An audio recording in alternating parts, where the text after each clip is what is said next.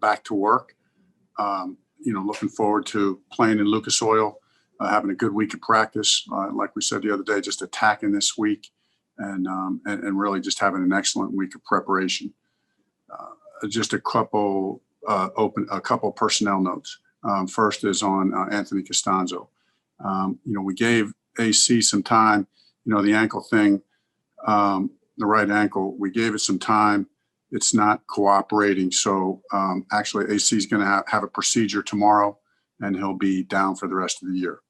And then also Philip will continue to progress the same way, will not practice today.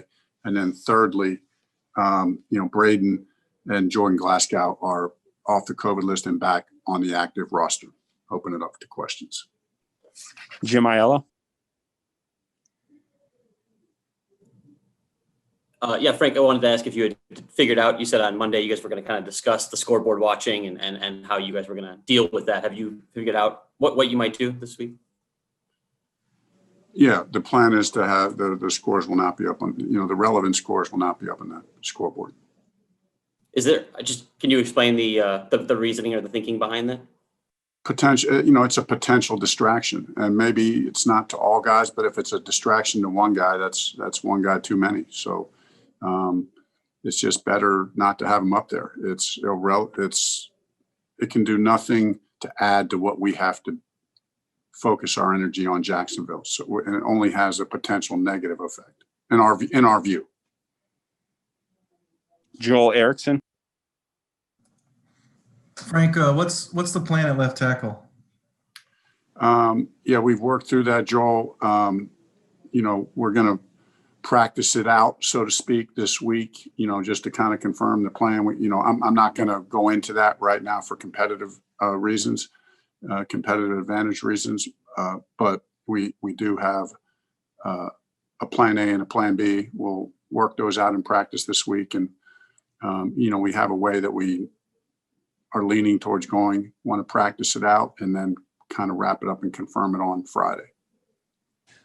Kevin Bowen. Frank, how much does it help? Well, I guess maybe help's not the right word, but you do have 3 practice days, whereas in the past, when you put Quentin in there emergency-wise, it hasn't been a lot of prep time. Yeah, no, there's no doubt. I mean, like last week, we didn't know till later in the week, what was, that we were going to be without both tackles. So having 3 days this week, does give us that advantage to explore the options that we want to explore for sure. Zach Kiefer. Frank, did anything change in Jonathan Taylor midseason? I mean, it wasn't like it was just a straight, it wasn't a normal season for him. And there were some hard moments, and he's really played well in December when a lot of rookies tail off. Why? How? Yeah, I think you're exactly right, Zach.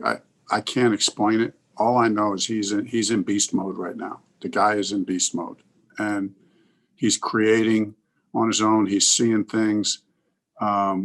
He's powerful. He's elusive. He's getting the tough yards.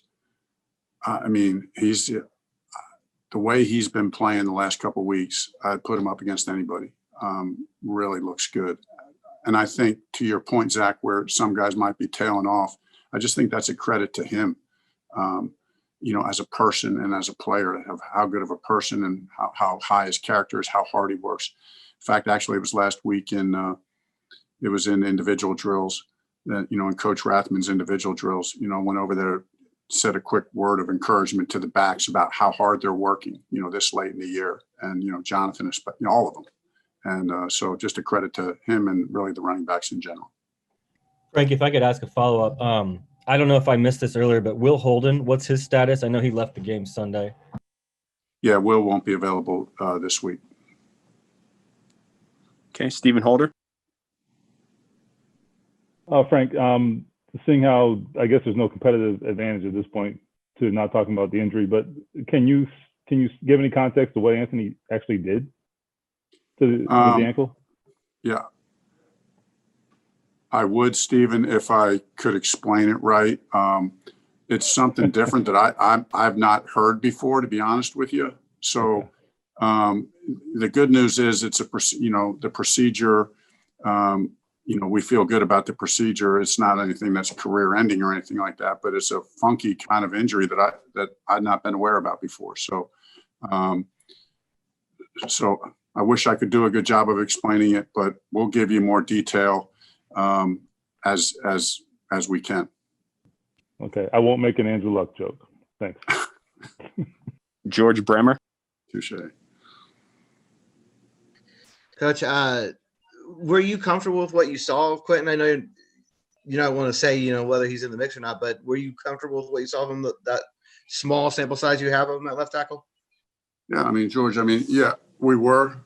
I mean, it was only a few plays. It was, a handful of plays, but, Quentin is the kind of player that, when we put him out there, I mean, it's the kind of mindset this guy, we feel like he's such a great player that you can put him anywhere and he's going to figure it out. So he did do a good job out there. Really, our goal, George, is to think, what's the best lineup for our team for this Sunday?